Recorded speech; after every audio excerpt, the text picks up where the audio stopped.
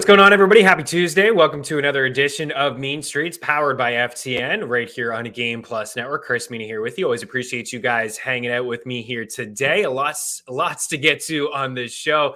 We got some MLB picks and some props towards the end of the show. I got 3 or 4 pitching props that I like, a couple sides. Not really totally into the sides today, but there are a couple teams that I do like, and then we'll attack a couple totals. A great start here today. It is Shohei Ohtani day, and he is up against the Oakland Athletics. And I think on this show, the last time we saw Shohei and James Caprillan, pitcher for the A's, go toe-to-toe, we talked about the under 7, the under 4 in the first 5. Not going to lie, going right back to that as these two pitchers will go toe-to-toe again. Last week, they faced off, and it was a 3-1 final, and really neither offense has anything to offer. Offensively, they're not great. Both teams played yesterday. It was a 1-0 final. It's in the spacious Oakland Coliseum, so I don't expect to see a lot of runs. And I do think that line will move pretty early. We could see some 6.5s. I know it's a low number, but I don't expect a lot of offense between either team. But I'll dive into the MLB slate a little bit later on. We're going to continue the NFL team previews here. Today, we are sticking inside the AFC North. We talked about the Cincinnati Bengals yesterday. Joe Burrow's in the news. Zach Taylor says there's no timeline. He got his appendix removed. So there's no timeline when Burrow is going to be back. I've seen him all over the place in drafts. Drafted as a top 5 quarterback, fall into around 8 or 9. I think he has upside to be a top 5. He's slightly outside my top 5. The Bengals had a really soft schedule last year. It's tougher this season. I know you can only take the schedule stuff with a grain of salt because so much happens over the course of a season. Defenses certainly change. There's some surprise defenses out there, but he's actually going up against, we didn't dive into the schedule yesterday too deeply. I gave them 9, maybe 10 wins if they wrapped up week 18 with the loss, or week 18 was against Baltimore. And I think when I was rolling through the schedule, I had them losing that game, which would they be stuck on 9, but if they won it, maybe at 10. But it's a tougher schedule. Certainly the Ravens are going to be, I wouldn't say much improved, but last year was so awful for them. Like, I couldn't remember a team that had so much adversity happen to them before the season even started. J.K. Dobbins, Gus Edwards, Marlon Humphreys. There was another corner that went, Marcus Peters. I think he went down too. Like, they just had so many injuries last season that they just started off behind the 8 ball, and they almost made the playoffs. They almost found a way to get it done, but defensively they just had so many holes, and they really still are lacking weapons for Lamar Jackson. But we will talk about Lamar. We will talk about the number 1 wide receiver, Rashaad, Bateman, Mark Andrews. These guys are going to be, I think, pretty good players in fantasy football this season. And J.K. Dobbins was just activated yesterday off the PUP list. Remember when we talked about him when Ian Rappaport, Rap Sheet, had said, paraphrasing, that he wasn't going to be ready for week 1. He could start on the PUP list. And Dobbins is like, how dare you say I'm going to be ready, yada, yada, yada. And it looks like he will be ready. And so that early season drafting, the value on Dobbins is gone, right? He was falling outside the top 25 among running backs. It's somebody I really do like. I liked him a lot heading into last season as a sophomore. Really liked the way that he finished his rookie campaign towards the end of the season. So we'll talk about him. And the rest of the backfield doesn't look like Gus Edwards is going to be ready to go. They also have Mike Davis on the squad and Batty they drafted. But we'll dive into the Ravens from a fantasy and a betting standpoint. We're actually going to officially wrap up the running back talk unless there's any breaking news or we have people come on the show that they want to talk about a certain running back. And of course, we will talk about running backs on the few team previews that we do have left for you. But this will basically be it for me rambling. I will finish up my running back rankings. We've talked about the top 10. We talked, top 20. Today we'll dive into RB21 all the way to 40. I have rushing yard leader props for you, future props. We'll see if we can find some value.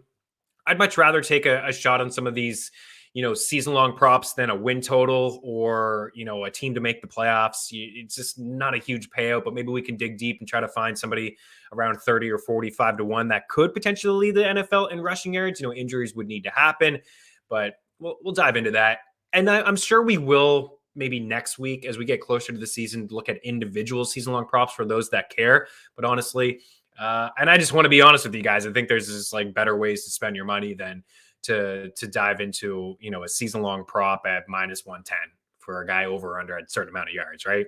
I think if you're going to do it, you're better off maybe taking the under. There's a lot of player news to talk about as well on this show. Jameis Winston's in the news, Treylon Burks.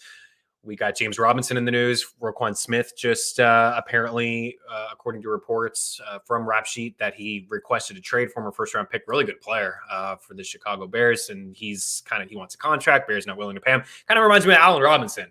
Allen Robinson won a contract. Bears weren't willing to pay him. Robinson was dealing with some injuries. Screw it. I'm not going to go balls to the wall for this team and play through an injury if these guys aren't even going to sign me. And it worked out pretty well for Allen Robinson. Without him playing yet a game with the Rams, he's got to love life with the defending Super Bowl champion Los Angeles Rams. The Bears are a mess. What a bloody mess.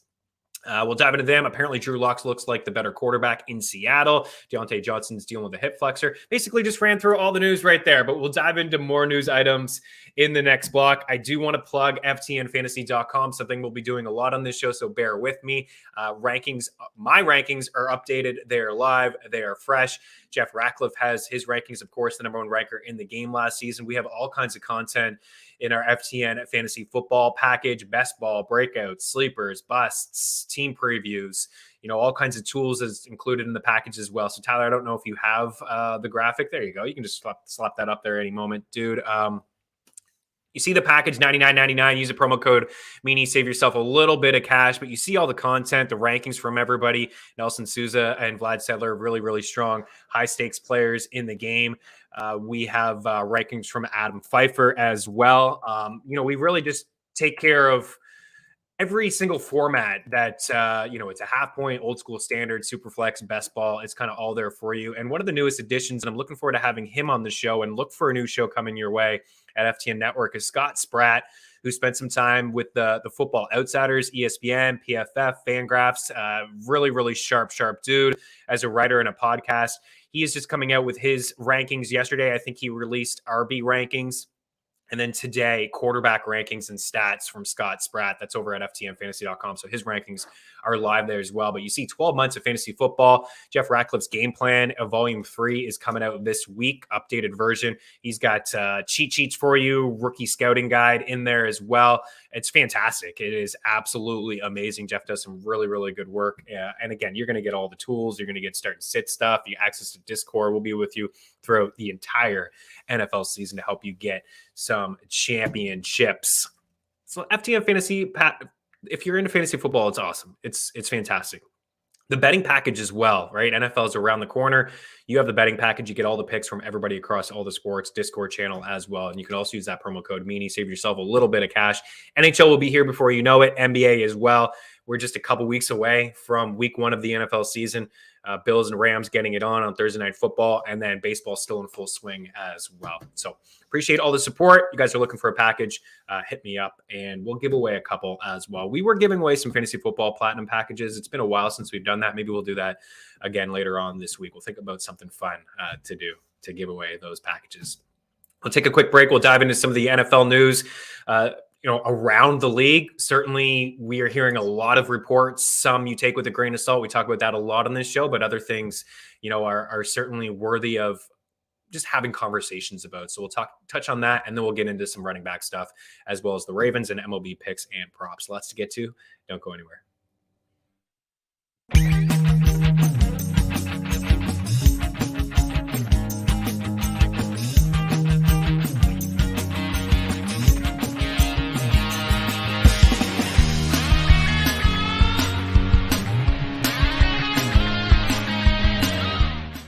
I can't say enough about what we've got going on over at FTNBets.com. At FTN Bets, your bankroll can be profitable. With the FTN Bet Tracker, you can tell your favorite experts across all sports, including the NFL, NBA, and Major League Baseball. Welcome back to Mean Streets here on Game Plus Network. I'm your host, Chris Meaney. And with our premium content, you can take your bets to the next level. Only $49.99 a month.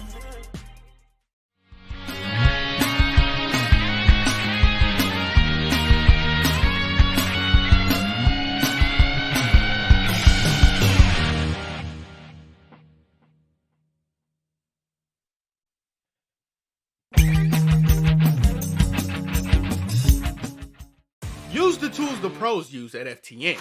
Our betting models run over 100,000 simulations of every game, with sides and totals in the NFL, the NBA, and more. Use the home run predictor to see who'll hit a bomb deep.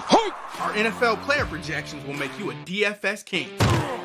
And the FTN Prop Shop always finds the best odds for your player props. All tools, projections, and models are powered by FTN Data.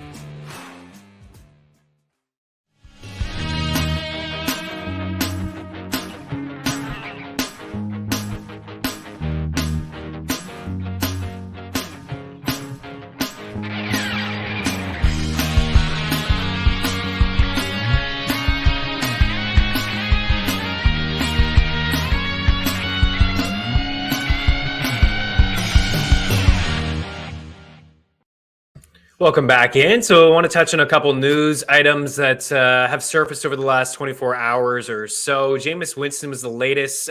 He's going to be off his feet for a few days, but Adam Schefter says there's nothing significant to worry about when it comes to Jameis Winston. Set, bet, spike live over on Game Plus Network at 6 Eastern on Tuesdays and Thursdays. Already recorded myself and Eric Young. We dove into the NFC South. We previewed all the teams in there, and we talked a lot about the New Orleans Saints, and people still doing some best ball drafts out there, and those are in super flex leagues. I think, the Saints, pretty cheap stack, to be honest with you. Like, nobody's really going to cost you a whole lot. Roughly wide receiver 30, 35 for Michael Thomas, kind of moving up draft boards a little bit with him on the field. And that's what's going to happen, right? There's so much uncertainty with Michael Thomas. We hadn't seen him in 2 years. What can he give us? Like, can he stay on the field? What's the offense going to look like without Sean Payton? And last year for Jameis, 7 games, really efficient, 14 touchdowns, 3 interceptions. He had that first monster week against the Packers where I think he threw for 4 or 5 touchdowns and really only had like 15 or 20 completions. He hardly threw the football. It's not Jameis, I don't think, from the past of Tampa Bay days and just chucking 40 plus times. Last year, he roughly threw about 20 times per game. I know there's a new offense there, but I still believe that the Saints team will play a little slow. Last year, pace of play was very slow. Top 10 in terms of slowest pace team in the NFL. And rush percentage was number 3 in the NFL as well, behind teams that ran heavy. Eagles, Titans, Saints. Run first offenses, really good defense. Maybe they'll let Jameis buck here and there, but the defense is still very, very strong. We'll see what happens to Alvin Kamara, but I do believe it will be a run first team. But I still think it's a decent stack, and it's a very cheap stack. As I mentioned, Thomas is fairly cheap. And then you got Jarvis Landry, who's definitely cheap. Chris Olave mixed in that offense as well. And Jameis Winston's going around quarterback 20. So he makes for a decent number 3 in your super flex leagues. I think there's certainly going to be some value for Jameis to be a top 20 quarterback. I think maybe he has upside to be a top 15, but like I said, I don't think he'll chuck. But that's good news for the Saints because, last year it looked like he was starting to get into a bit of a groove, and then he went down, and they've really just had no answer at the quarterback position. What was it? Osweiler in there a little bit, Taysom Hill, like, come on. I try to forget about Taysom Hill, but then you think about him and you think about the big contract and as much as Sean Payton liked this guy. I remember Drew Brees would get to the red zone, all of a sudden they bring in Taysom Hill, and I was like, what is happening with this offense? So it will be a little bit different with Dennis Allen, but good news for those who have Jameis Winston already, and like the Saints. So it's not a significant injury. Treylon Burks in the news yesterday as well, reports out of Tennessee that he is lining up wrong. He's running the wrong routes. He seems a little confused out there. He's running with the second and third team offense. The offseason hasn't really been all that great for Treylon Burks. We've heard things like he's not in shape condition-wise, dealing with asthma, and now this. He's going to continue to fall down draft boards. You guys know how I feel about the Titans offense. If you haven't caught me on any previous shows, I think that Derrick Henry is still a lock and loaded RB1. He was on pace for 500 touches and like 460 carries and 38 grabs, which nobody's really talking about. 38 catches is which he was on pace for. He had a career high in terms of targets and catches per game. It's not significant, 38 catches, but this is a guy that always finishes around 18, 19, 20 catches. If he can get 35 plus catches, this is another layer, another ceiling that we haven't seen from Derrick Henry. And the guy averaged like 27 carries per game. They are going to continue to give him the rock. There's a lot of tread on those tires. He had a broken foot, Lisfranc injury, which could linger. He did come back last year towards the end of the season and into the playoffs and didn't look like his old self. According to camps, I've seen some videos. He looks good. I'm fine with him. I think I'd rather an alpha wide receiver, despite me showing that mock draft yesterday and drafting RB at the end of the 12th. Just kind of, get a feel of different mocks and how they lay out for you. I think I probably take an alpha wideout in that first round. I'd like to be in that 3, 4, 5 range to get my hands on a wide receiver in there. But I think Henry is fine. Robert Woods is the guy for me. He's always been the guy for me. He's the veteran back. I know he doesn't really profile great as like the number one or an X wide receiver, but he's going to get a lot of targets. It's still going to be a run first team. He's going to be on the field a lot. He's a great run blocker. And I think he's going to be the guy that Ryan Tannehill leans on as like the veteran wide receiver. But with this said, the fact that I wasn't in on Treylon Burks, things can change quickly. And these kind of reports, whether you believe them or not, I kind of have a hard time believing that this guy is like, maybe he's running the wrong routes, but lining up like opposite sides of the field, maybe like you hear that all the time with rookies, and learning the playbook can take some time. But the fact that now this guy is going to fall down, yesterday, you had to make the decision in around wide receiver 40, 45, who you wanted, which one, if you even wanted one of the two. I mean, Kadarius Toney's going in that range, and he looks like a fantastic. I would much rather go with Kadarius Toney. But I was able to get Woods and Toney in that mock, and I think you could make it work. I think certainly in a PPR setting, we could be looking at Robert Woods being maybe a low-end wide receiver 3, honestly. Think about the target share that A.J. Brown had last year, 27%. It's not a significant tight end there. We're talking about Henry maybe catching 30-plus balls. Right? It's not something he's ever done. I think he could, but there's an opportunity for Robert Woods to be the guy there. He is past 30. He is coming off a knee injury. That's why you're getting him where you're getting him. But if I'm projecting a 27% target share for him in that offense, we're looking at 8 or 9 targets a game for Robert Woods. So I still like Woods, and the fact that Burks is falling down, maybe he falls into the 50s because of this. I think, he could be a decent flyer too. We don't want to overreact, but it's something that is concerning that we definitely need to keep an eye on. We'll keep the Dobbins and Gus Edwards stuff a little bit later on. Mark Carr's in the house. Any idea where Gus Edwards is being drafted right now? Is Kareem Hunt draft area much lower or higher? It's a good question. I'll save the Edwards talk here, and it's from when we get to Baltimore. But it does sound like he's not going to be ready to go week 1. A few weeks ago, I was in on him being as an undervalued guy, but it does sound like he won't be ready to go. I don't have much for Kareem Hunt because the news just happened. I could go to NFFC right now on the fly and look at the last 8 or 9 days. We're here August 8th, so there hasn't been a lot of drafts here. But I'll give you a little bit of a feel for Kareem Hunt as RB 33. So he's in around Rashaad Penny's RB 30, Chase Edmonds 31, Damian Harris 32, Kareem Hunt 33, Ramondre Stevenson 34, and Kenneth Walker 35. There's a min pick of 67 for Kareem Hunt, where everyone else in this range, like Harris, got a min pick of 42. Rashaad Penny's got a min pick of low 60s.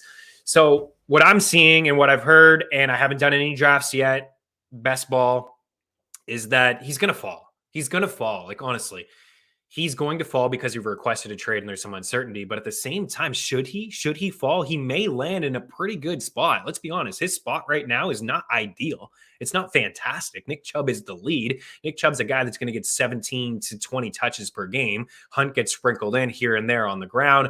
And certainly his value is through the air on the Cleveland Browns.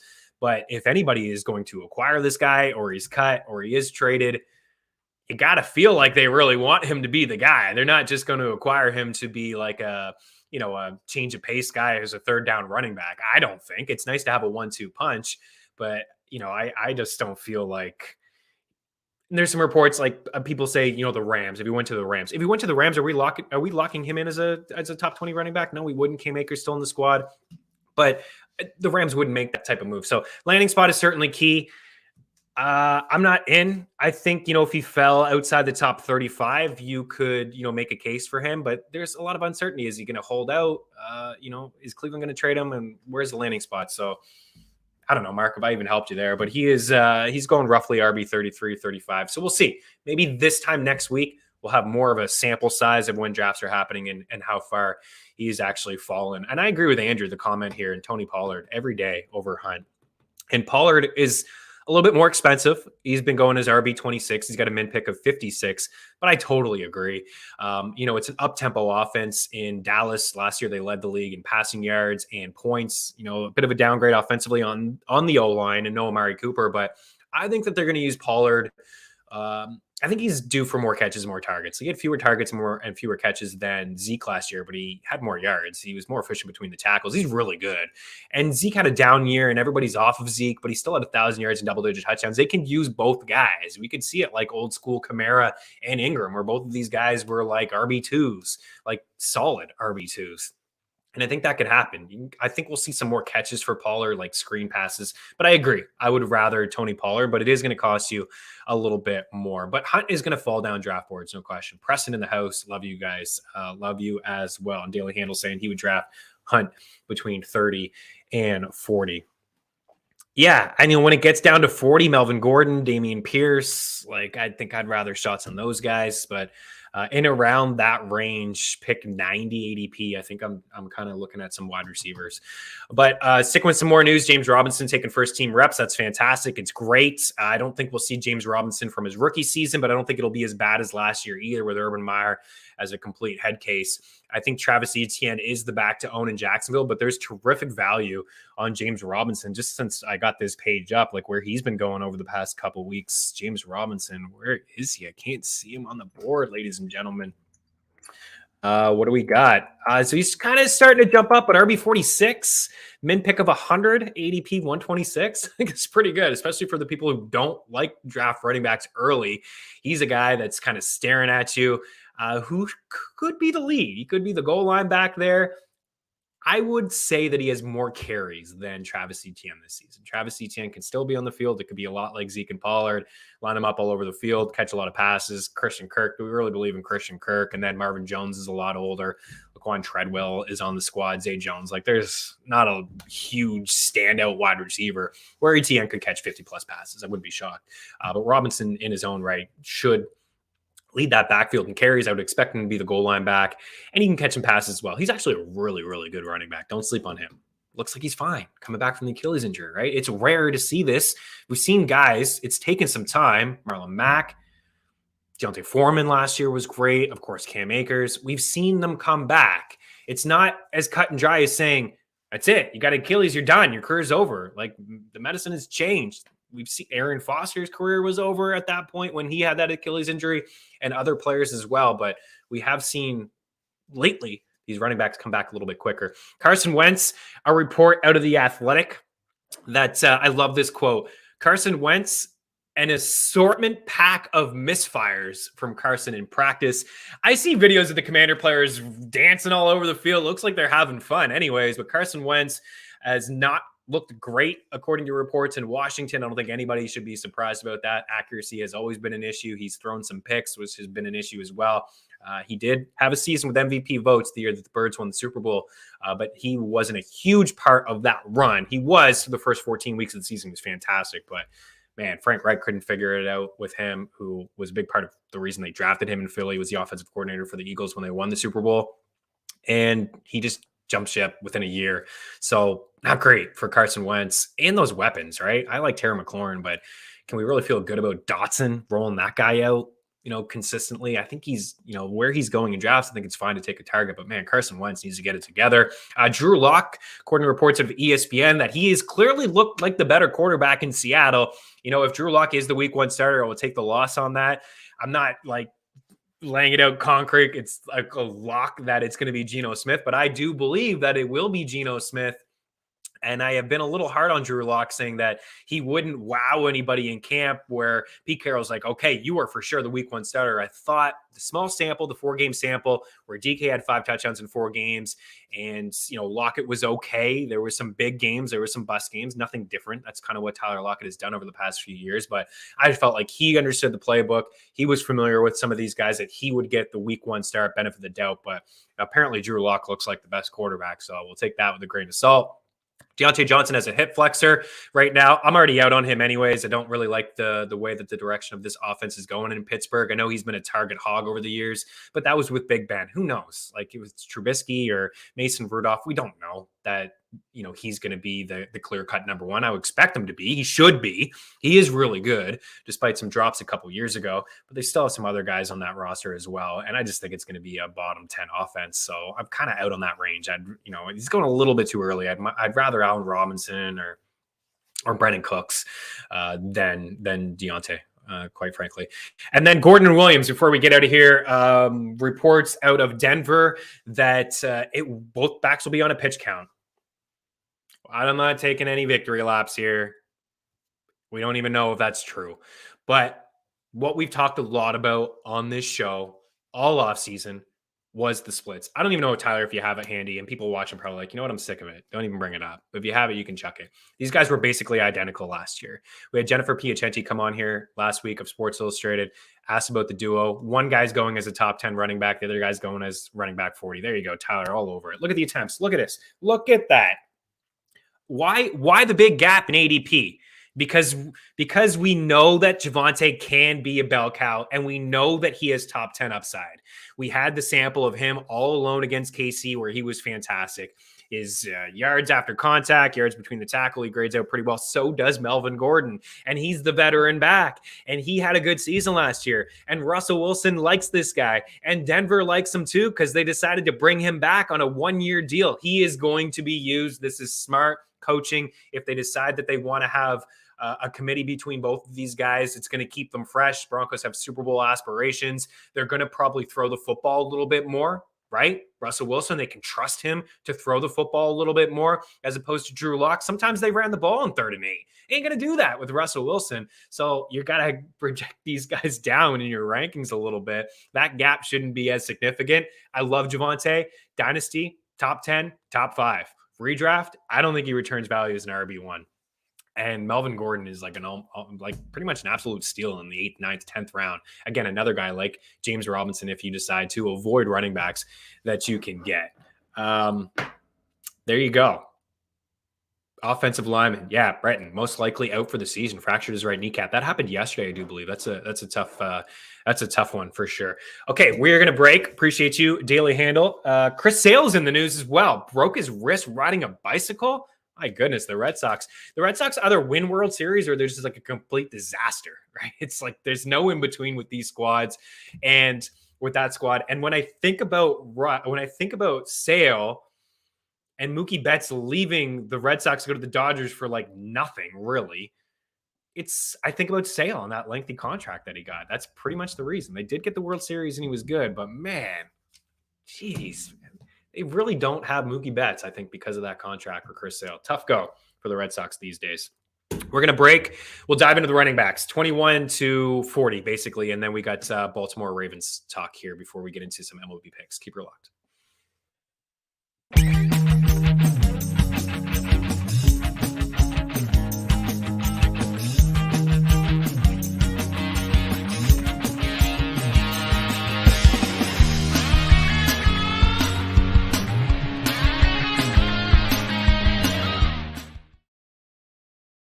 At DraftKings Sportsbook, you can bet on nearly any sport imaginable. The NFL, the NBA, college football, college basketball, golf, the NHL, tennis, Major League Baseball, MMA, and more. Download the DK Sportsbook app on iOS and Android operating systems, as well as on your desktops or in mobile browsers. Get the best bonuses using promo code FTN. Remember, the only way to gamble responsibly is to win.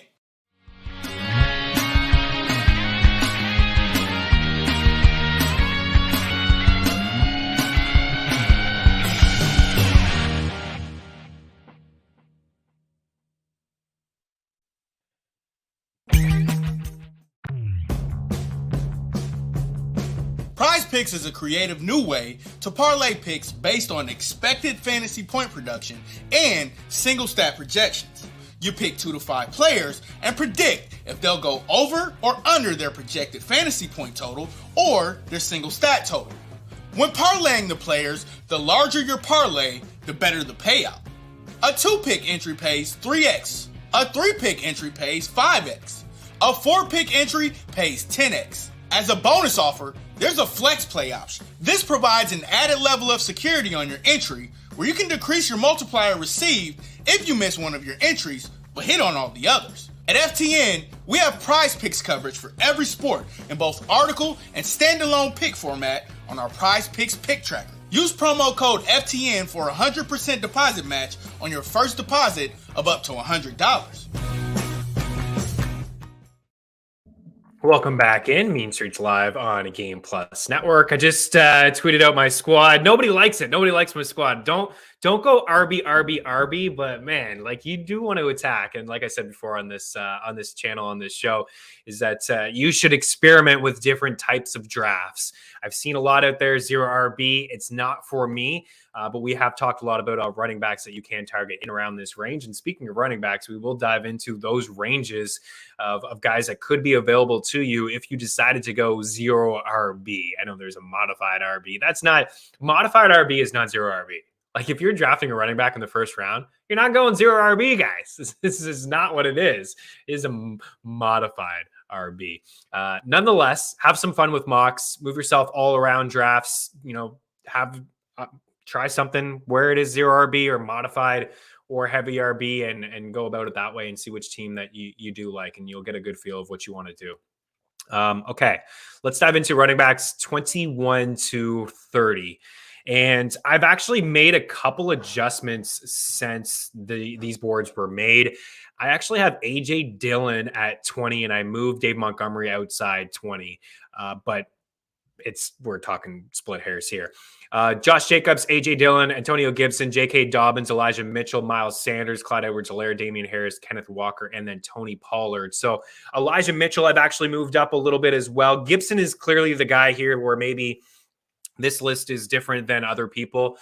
For me, when it comes to Antonio Gibson, last year he was a bust for me. And he kind of returned value towards the end of the season. You remember the first few weeks wasn't ideal for him. Then he suffered the shin injury, but then they just let him play through that. And he got a lot of touches and he got a lot of work. And down the stretch, he was actually pretty good. So he wasn't a bust. He didn't actually really return value. He kind of just finished where he was really getting drafted. So it was like an okay pick, but I just have concerns with him this year. You know, he's a wide receiver converted running back. He's a really good pass catcher, but they don't use him on third downs. They don't use him in the 2-minute drill. Last year, it was all J.D. McKissic. Like we've talked so much about J.D. McKissic on this show as like a guy that you can just draft at the end of your draft in a PPR setting, a full point PPR setting. I got to start my clock here so I get going on. I don't want to go over the time here. So Gibson, they didn't use him that way. Like J.D. McKissic, 2 years removed from 80 grabs, missed some time last year and had 40 catches. I think he has the 5th or 4th most catches among running backs since 2019. He's a really good pass catcher. And clearly, they didn't want him to go to Buffalo. It looked like he was going to the Bills, and they brought him back. So he's going to be on the field in 2-minute drills. He's going to be on the field in third down rolls. Gibson, again, wide receiver converted running back, but they just don't use him that way. I just don't know why. I feel like he should be a guy that he should be on the field in third down. He should be on the field in 2-minute drill, but I guess they really do like J.D. McKissic. McKissic's never going to be one of those guys. Like if Gibson goes down, it's going to be Brian Robinson. Like McKissic's not going to be a guy that gets 10 to 12 carries on the ground. But also that draft pick of Robinson makes me feel a little weird about Gibson as well. Like he's a big body back who could steal some first down, second down work. Like what if he has a couple good games? They ride a hot hand. He should get the goal line work. I mean, Gibson is not really built like a running back. He's done some great job. He's done a great job. I think he should deserve more touches, but I'm not a coach. I'm just like kind of spitting facts and things of what has happened with this team over the past couple of seasons. And they're kind of showing me their cards and bringing back McKissic and drafting Robinson. So he doesn't feel like a back that can hold up over the course of a season, getting 15 plus carries every single game. It's not total shots here at him, but he's off my list. Like I'm kind of fading him. Josh Jacobs, a lot is going to be made about Josh Jacobs and the Hall of Fame game and touching the ball and, the first series and the second series and a former first round pick, and they don't pick up the option and they draft Zamir White. They also have Kenyon Drake, who actually played in that game and then suffered a hand injury. Drake has never been able to really stay healthy. I think Jacobs is going to be the lead there. He's a guy that has battled through injuries over the course of the past couple seasons in the fantasy community. All anybody ever said about Josh Jacobs was, well, I don't want him because he doesn't catch passes and the Raiders stink and he's going to be game scripted. That's it. He's going to be scripted out of the game plan, and I don't want him if he's not going to be on the field in the fourth down. It's going to be Rashaad White catching passes or Jalen Rashaad, catching passes in the backfield. But every year he finishes the top 20 running back. Now the Raiders are good, right? They're better. They're certainly improved. You can't tell me that they're worse than last year. But they're improved defensively and offensively with Adams, Hunter Renfrow, Waller. This offense should score points. Jacobs shouldn't get phased out of this offense. He should be the lead. He should be the goal line back there. I'm not over the moon about White. I think, he's a decent stash, and maybe we're looking at him differently this time next year. Jacobs still the lead there. I think he's a pretty good value for where he's going in that range. Another guy that I think is good value, we'll save Dobbins for a little bit, is Elijah Mitchell. Elijah Mitchell is terrific value, for where he is going. And there's some reports in camp for Elijah Mitchell. I was just looking to see if I could find the beat writer. I always want to give these guys credit, but I can't seem to find it just right now. But that he is taking first team reps, and I'm not surprised about that. He should take first team reps. He got them all last year. Look at some of these games for Elijah Mitchell carries. 19, 17, 18, 18, 27, 27, 22, 21, 21. This is a guy down the stretch of the season. His last 5 games, he had at least 21 carries and he had 27 in 2 of them. He's not going to be a big player through the air, catching passes. He had 2 games last year with 5 grabs. He had a couple games with 0. He's going to catch 1 or 2 passes. That's kind of it. They do have a rushing quarterback now in Trey Lance, who could steal some rushing attempts away from Elijah Mitchell, but we're getting a running back. And I know Kyle Shanahan, and there's lots of things that he's done to you as a fantasy owner when you're running backs for years. Last year, everybody was in on Raheem Mostert. Let's draft Raheem Mostert. And then it was Jeff Wilson. Now Elijah Mitchell, he does play the hot hand. Davis Price, we can get excited about him. He looks good, 3rd round pick, but Trey Sermon was a 3rd round pick too. It's not a lock that these guys are going to be awesome because they're a 3rd round pick. CJ Prosise was a 3rd round pick. What would that guy ever do? There's been lots of 3rd round picks that have never done anything. The Niners and Shanahan have been wrong before. They were wrong last year about Trey Sermon. And who knows, Trey Sermon may filter in and he could be the number 2 in this offense. Jeff Wilson is still in the squad, but I believe that Elijah Mitchell is the lead. Andrew Ford, Mitchell all day, especially after those Niners use Debo as a wide receiver. Mitchell all day. I think he's going to be a guy that is inside the top 8 or 9 in terms of carries per game as long as he can stay healthy. I think it's terrific value. And let's bring up this board one more time and we'll wrap up. Walker, I think, will overtake Penny. I think Penny could start the season as the lead. It's a brutal offense, an awful offensive line. I think Walker's skill set will overtake Penny, but I'm really not in on either of these guys. Damian Harris, last year of his deal, maybe they run him in the ground. New England doesn't have a history of bringing these running backs back. He was good last year, especially in a standard and a half point setting. He's not going to catch a lot of passes. He should be the lead. It's going to be a 1-2 punch. New England's going to run the rock quite a bit. I like Stevenson. I think he's got more upside. I think he can break out. As I mentioned yesterday on this show, he's one of my breakout candidates, so I'm not really in on him. Tony Pollard, we just addressed. I think more usage out of the backfield, catching passes. We could look at an Ingram and Kamara from back in the day with the Saints, with Pollard and with Zeke in there as well. Zeke's not fully going to go away, and he battled through some injuries. CEH, man, I don't really believe in Ronald Jones. I give him the benefit of the doubt that he could be the lead on this team. But Jerick McKinnon's a guy that can catch some passes to the backfield. He led this team in the playoffs, through not just receiving and catches out of the backfield, but rushing as well. I know CEH was dealing through some injuries, but Jerick McKinnon was brought back, veteran guy who could, steal some touches. Pacheco is a guy that they drafted as well. He's starting to get a little bit of buzz lately. So he's a guy that certainly could be something, but let's temper expectations when it comes to buzz on Andy Reid offense in KC, because CEH was compared to Brian Westbrook, and I've yet to see those comparisons stay true. I want to keep the show on tap. One more minute here. Bring it up one more time, Tyler. It's Miles Sanders. Miles Sanders, 0 touchdowns last season. But you know what? I think for where he's going, I think he's a good value as well, as you can get him maybe as your RB3 best ball in round 9 or 10. I know everybody wants to make a case for Kenneth Gainwell. Nick Sirianni's wearing Kenneth Gainwell t-shirts. He likes Kenneth Gainwell clearly. But, last year for Miles Sanders, the last 4 games of the season, this guy averaged, actually his last 5 games of the regular season, he averaged 15 carries and 90 rushing yards. And Kenneth Gainwell played in 4 of those games, and in 3 of them, he received 0 carries. He's not that type of back, guys. He just really isn't. Over 50% of his carries last season came in blowout wins or games where the Eagles were already done. Or A lot of his work through the passing game came in games where they were down and they had to play catch up. What I will say is Miles Sanders is not going to be that guy that catches 50 plus passes like he did as a rookie. It's not going to be the case. But in his rookie season, he was one of 4 backs with 50 grabs, 500 receiving yards, 800 rushing yards, and 4.6 yards per carry. It was CMC, it was Dalvin Cook, it was Alvin Kamara, it was Miles Sanders. In year 2, he was one of 3 backs to have 3 runs, of 50 plus yards. Derrick Henry, Nick Chubb, Miles Sanders. He's a good running back. There should be questions about the usage. There should be concerns that Jalen Hurts is going to steal some red zone carries from him. It's the best offensive line in football, one of the best for sure. They're going to run the rock more than they throw the rock. Miles Sanders is on the final year of his contract. They're going to use this guy. Kenneth Gainwell is not going to be the lead. He's not the back that's going to run between the tackles. Neither is Boston Scott. Don't be surprised if Miles Sanders returns value at RB. I have him as RB 26. He's going as RB 30, 31, 32. That's where he's going in drafts. There's upside in taking Miles Sanders. Don't take him as your second RB.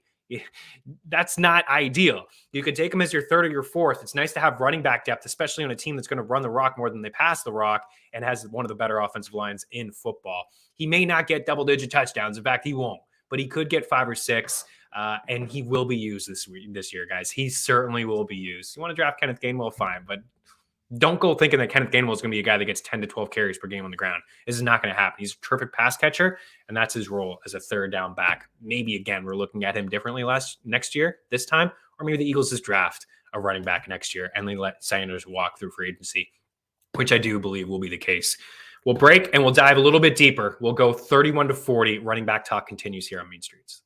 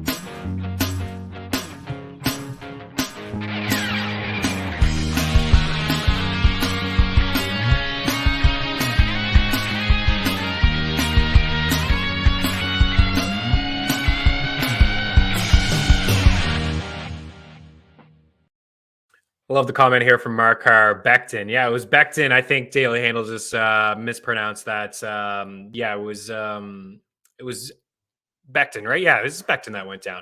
Won't be pushing any cars anytime soon, unfortunately. Thanks, Cust.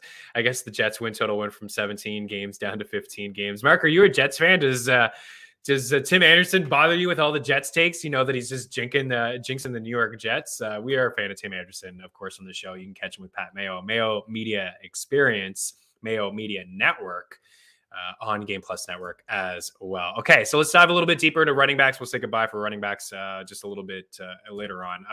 I should do the rushing leaders too. Let's bring up 31 to 40, Tyler. We'll roll through this and maybe we'll do the leaders as well. So Chase Edmonds, Ramondre Stevenson, Penny, Singletary, Gordon, Kareem Hunt, Pierce, James Cook, Tyler Algier, and James Robinson. So don't really need to dive into these guys too much. I've already talked at length about them, but let's just leave this board up for a second. You know, Chase Edmonds, I think he does have the highest ceiling in Miami, but I don't believe he's going to lead the Dolphins in carries. I think it could be, Sony Michel and Raheem Mostert there getting the bulk of the work on first and second down. Chase Edmonds is not that type of back. He's got 90 plus catches in each of in the last 2 years, got 90 plus catches as a member of Arizona. That's why I feel like that third down role is so significant in Arizona. Is going to be Darrell Williams, going to be Eno Benjamin, and all signs point to Eno Benjamin, as we mentioned yesterday, as a deep, deep sleeper potentially. But Chase Edmonds has like 5 games with over 13 carries. He's just not that type of running back. But I think he's okay. But I think I'd rather Ramondre Stevenson. I think I'd rather wait a little bit on Melvin Gordon.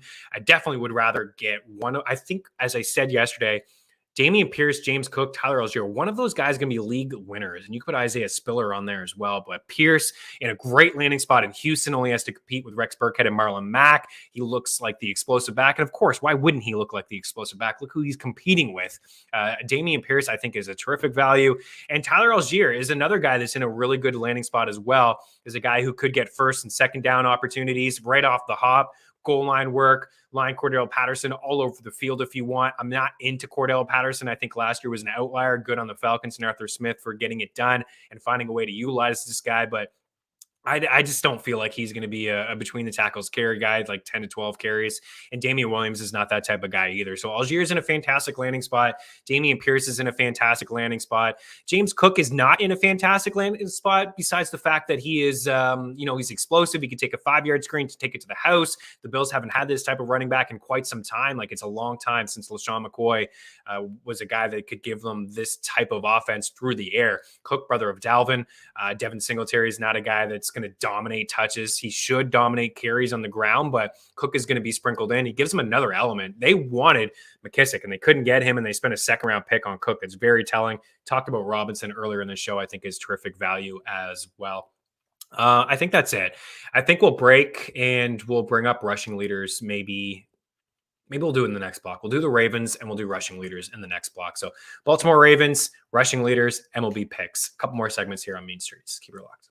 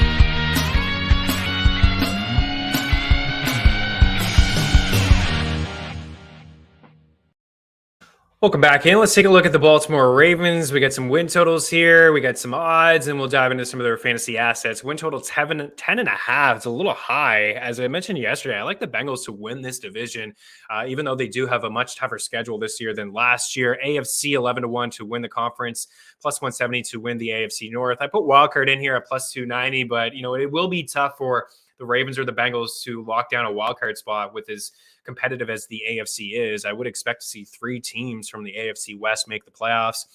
We got Super Bowl at 22-1. I think this is a pretty good, bet. If you're looking for a long shot for a Super Bowl bet, I do believe it's tough for the Bengals to get back there, but I think, Cincy and Baltimore at 22-1, I do believe there's some value there, but it will be an absolute bloodbath to get through the AFC. 8-9 last year, pretty solid, right? Despite the fact that they were there with both their starting running backs last year, and J.K. Dobbins and Gus Edwards.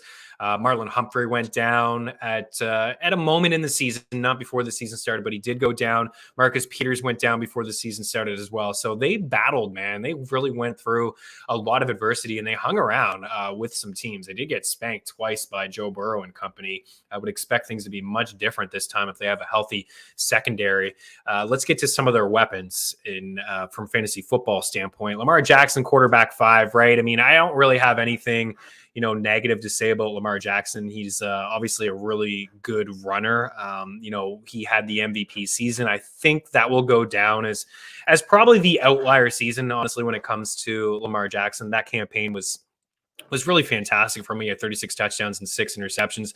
Last year, he was limited to 12 games.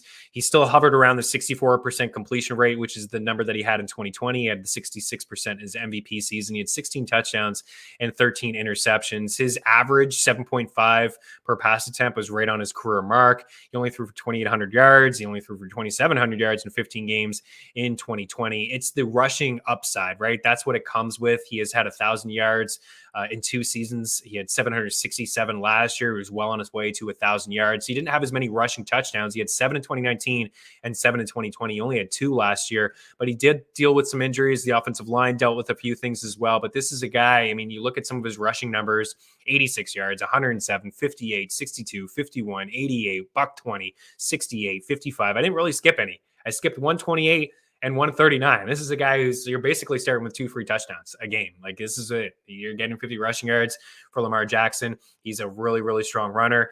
My issue is like that ceiling. It's that upside. You get the nice floor, but what's the ceiling look like with this wide receiver core, right? Like that whole wide receiver room with Bateman and Duvernay and Pache, like this core has like 160 grabs, career grabs. That's it. Duvernay's already dealing with something.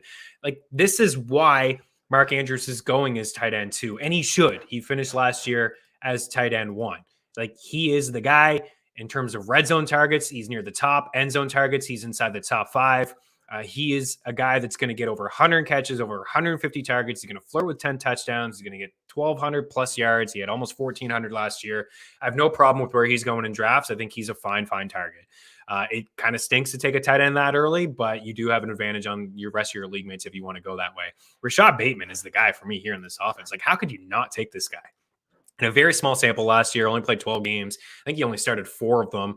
He had 515 yards and 1 touchdown. He finished in a standard setting with 5 fantasy points. In a full point PPR, not much better, 8.6 fantasy points. He did have some okay games, 3 for 80, 5 for 52, 6 for 80, 7 for 103, 7 for 58. There's just nobody here on this offense that we can get excited about. No? Like, who else are we getting excited about on this offense? It's Andrews and it's Rashaad Bateman. This guy should finish inside the top 20 at the wide receiver position in targets.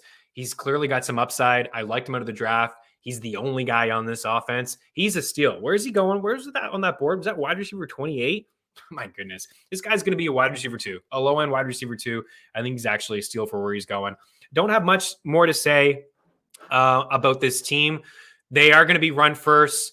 Gus Edwards doesn't look like he's going to be ready week 1. I think he makes for a decent stash. He had 700 yards in each of his first 2 seasons in the NFL. He's not going to be a guy that catches a lot of balls out of the backfield. But on the way out here, I really do like J.K. Dobbins. And I like the way that he finished his rookie season. Some of these games, 15 for 70 and a touch, 11 for 71 and a touch, 13 for 57 and a touch, 14 for 64 and a touch, 11 for 77 and a touch, 13 for 160 and 2 touchdowns. Into the playoffs, 43 and a touchdown, 10 for 42, 3 catches, receiving touchdown. He's not going to be a guy that catches 4 or 5 passes out of the backfield. He may only have 20 catches this year. He may only have 10.